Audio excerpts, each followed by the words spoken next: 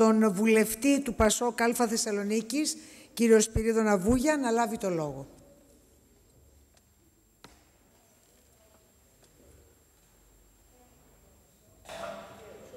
Παρακαλώ, κύριε Βούγια. Ευχαριστώ, κυρία Πρόεδρε. Κύριε Υπουργέ, κύριοι συνάδελφοι, επιτρέψτε μου να πω πως αισθάνομαι μια ικανοποίηση, γιατί ο Υπουργός και ο Υφυπουργός, η πολιτική ηγεσία του Υπουργείου σε νομοθετικό επίπεδο συνέχισαν πολύ αποτελεσματικά και γρήγορα προσπάθειες που είχαμε ξεκινήσει στην προηγούμενη δική μας θητεία στο Υπουργείο, γιατί η ικανοποίηση ενός πολιτικού που προετοιμάζει νομοσχέδια να τα δει να έρχονται και να ψηφίζονται στη Βουλή. Η ηγεσία του Υπουργείου προώθησε νομοσχέδια όπως αυτό για το άσυλο, για τα κέντρα πρώτης υποδοχής, για τη συγκρότηση του λιμενικού σώματος, αλλά και αυτό το σημερινό πολύ σημαντικό νομοσχέδιο, τα οποία μας είχαν απασχολήσει και τα είχαμε προετοιμάσει, και χαίρομαι πολύ γιατί έρχονται ολοκληρωμένα μάλιστα, προσθέτοντας τα στοιχεία του εθελοντισμού και για το λιμενικό σώμα και την ελληνική εκτοφυλακή, ενώ εμείς είχαμε αρχίσει να επεξεργαζόμαστε τα ζητήματα που αφορούσαν μόνο το πυροσβεστικό σώμα και τους εθελοντές πυροσβέστες. Δεν χρειάζεται να σας πω πόσο σημαντικό είναι το νομοσχέδιο αυτό, όχι μόνο για την γενική ιδέα του εθελοντισμού, αλλά γιατί η ιδέα αυτή απευθύνεται στο να προστατεύσει το φυσικό πλούτο της χώρας ή ό,τι απέμεινε από αυτόν, τα δάση μας, μέσα σε μια περίοδο που οι κλιματικές αλλαγές ευνοούν ολοένα και περισσότερο την ένταση και την έκταση των δασικών πυρκαγιών και γενικότερα των φυσικών καταστροφών και θεομηνιών. Πρέπει να σας πω πως πριν από 1-2 ώρες φάνηκε παράξενο σε κάποιους δημοσιογράφους όταν τους είπα πως θα έρθω στη Βουλή για ως βουλευτής να τοποθετηθώ και να υποστηρίξω αυτό το πολύ σημαντικό νομοσχέδιο, γιατί πίστευαν πως όλοι οι βουλευτές σήμερα θα έπρεπε να είναι στην ανοιχτή δημόσια συζήτηση που διεξάγεται μέσω, δυστυχώς, κυρίως μόνο της τηλεόρασης για τα πολύ κρίσιμα τεκτενόμενα στη χώρα. Και τους είπα ότι όχι μόνο επειδή η ζωή συνεχίζεται, αλλά γιατί η πολιτική είναι τα δεκάδες, εκατοντάδες μικρά πράγματα και οι καθημερινές αποφάσεις σε όλα τα Υπουργεία που πρέπει να συνεχίσουν να λαμβάνονται, να μην σταματήσει ούτε μία μέρα πολιτικής δουλειάς, κυρίως για τόσο σημαντικά νομοσχέδια που δεν θα πάψουν ποτέ να υπάρχουν, γιατί και τα δάση μας κάθε καλοκαίρι πρέπει να προστατεύουμε με πιο αποτελεσματικό τρόπο και βέβαια την ιδέα του εθελοντισμού να ενθαρρύνουμε και να προωθούμε. Έρχομαι τώρα στο νομοσχέδιο για να πω πως το Υπουργείο Προστασίας του Πολίτη με το νομοσχέδιο αυτό δημιουργεί επιτέλους το κατάλληλο πλαίσιο προκειμένου οι εθελοντές να συνεργάζονται παραγωγικά με όλους τους εμπλεκόμενους φορείς, αλλά και να επιχειρούν με επαγγελματισμό, μέθοδο και ασφάλεια και με την επιθυμητή βέβαια και ευκταία αποτελεσματικότητα. Περιλαμβάνει ρυθμίσεις για την αναβάθμιση και οργάνωση του εθελοντισμού σε 2 τομείς. Πρώτον, στην καταπολέμηση και της ρύπανσης του θαλασσίου περιβάλλοντος και στην προστασία των ακτών, την προστασία της ανθρώπινης ζωής στη θάλασσα και την έρευνα και διάσωση σε περιπτώσεις θαλασσίων συμβάντων, και επίσης στον τομέα της πυρόσβεσης και της προστασίας της ανθρώπινης ζωής και του περιβάλλοντος από πυρκαγιές και σε αστικές και σε δασικές περιοχές.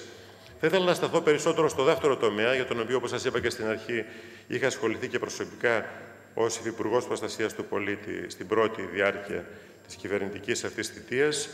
και να χαρώ και να συγχαρώ τον Υπουργό και τον Υφυπουργό που δούλεψαν και ολοκλήρωσαν το υφιστάμενο και συμπλήρωσαν το υφιστάμενο θεσμικό πλαίσιο και ολοκλήρωσαν ένα σχέδιο νόμου που ενισχύει τον εθελοντικό θεσμό στην πυρασφάλεια και την πυροπροστασία. Επίσης, θα ήθελα να ευχαριστήσω και να συγχαρώ τον Υπουργό που έδειξε τη γενναιότητα να ενσωματώσει, όπως είπαν και οι προηγούμενοι συνάδελφοι, πολλές προτάσεις που κατέθεσαν από όλες τις πλευρές του πολιτικού φάσματος, συνάδελφοι, για διάφορα ζητήματα. Προσωπικά είχα καταθέσει 3-4 γραπτές προτάσεις, όπως για παράδειγμα την παροχή ολοκληρωμένης και πιστοποιημένης εκπαίδευσης στους εθελοντές πυροσβέστες διάρκειας τουλάχιστον 120 ωρών που έγινε αποδεκτή, το είχαν κάνει και άλλοι συνάδελφοι, καθώς και την παροχή στους εθελοντές στολής και ατομικού προστατευτικού εξοπλισμού με ίδιες προδιαγραφές με εκείνες του μόνιμου πυροσβεστικού προσωπικού. Είναι σημαντικό όμως εδώ, κύριε Υπουργέ, να προσθέσουμε, θεωρώ σημαντικό, και το να εγγράφεται στη στολή οι 2 λέξεις εθελοντής πυροσβέστης. Θα ήθελα να επιμείνω σε 2 ακόμη 3 σημεία του νόμου που παρέμειναν μέχρι στιγμής, θέλω να πιστεύω, αναλύωτα, παρά τη συζήτηση στη Βουλή, όπου και άλλοι συνάδελφοι συνηγόρησαν στο να βελτιωθεί ακόμη περισσότερο, αν είναι δυνατόν, και τα οποία μπορεί ίσως μέχρι το τέλος της συζήτησης να γίνουν και αυτά αποδεκτά στη βάση της γενικής αποδοχής, της γενικής, αν θέλετε, έγκρισης αυτού του νομοσχεδίου και της υποστήριξής του και στις βάσεις αυτής της γενικής ομοθυμίας που υπάρχει σήμερα, που μπορεί να οφείλεται βέβαια και στο πνεύμα των ημερών μιας καλύτερης συνεργασίας, τουλάχιστον στα πράγματα που συμφωνούμε, χωρίς να ψάχνουμε να βρούμε αυτά που μας χωρίζουν και να συμφωνούμε ειλικρινά για αυτά που μας ενώνουν. Στο άρθρο 15, παράγραφος 2, αναφέρεται ότι οι θελοντές πυροσβέστες παρέχουν τη συνδρομή τους στο μόνιμο προσωπικό του πυροσβεστικού σώματος. Με βάση τη διατύπωση αυτή, δηλαδή τη λέξη συνδρομή κυρίως, ο ρόλος του εθελοντή πυροσβέστη χαρακτηρίζεται αυτομάτως ως επικουρικός και βοηθητικός, γεγονός το οποίο δεν υφίσταται σε κανένα αντίστοιχο θεσμό παγκοσμίως, ενώ εθελοντών πυροσβεστών. Ο εθελοντής πυροσβέστης είναι ένας άμυστος πυροσβέστης και όχι ένας βοηθητικός ή επικουρικός πυροσβέστης, γιατί στην πράξη έχει τα ίδια καθήκοντα με το μόνιμο προσωπικό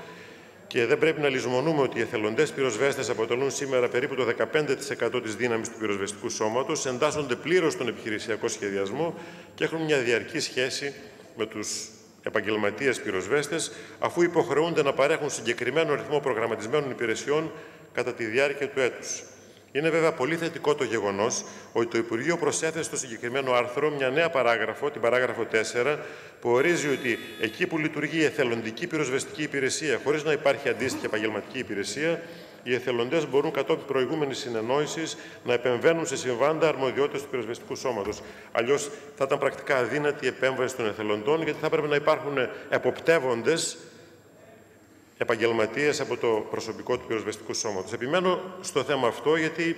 είχα διαγνώσει κι εγώ, το είπε και ο κ. Τσούκαλης πριν, ότι μια μερίδα επαγγελματιών πυροσβεστών αντιμετωπίζει με φόβο και καχυποψία τον εθελοντικό θεσμό και με πρόσχημα το συνδρομητικό του χαρακτήρα, ο οποίος επαναλαμβάνεται στο νομοσχέδιο αυτό, υποβαθμίζει συχνά το ρόλο τους και πιστεύω πως πρέπει να αλλάξει αυτή η νοοτροπία, γιατί ελοχεύει ο κίνδυνος της μη αποτελεσματικής αξιοποίησης του εθελοντικού δυναμικού. Μια δεύτερη παρατήρηση, κύριε Υπουργέ, στο άρθρο 19 σχετικά με τις υποχρεώσεις και τα κίνητρα των εργοδοτών.